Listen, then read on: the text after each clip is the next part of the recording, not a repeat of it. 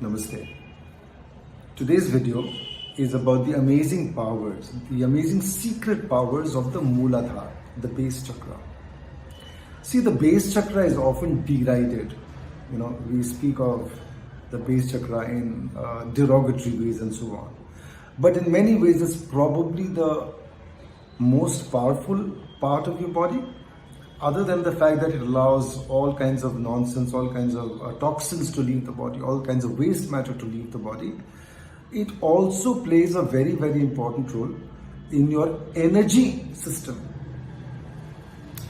In the base chakra or around the base chakra, there are at least three important muscle groups.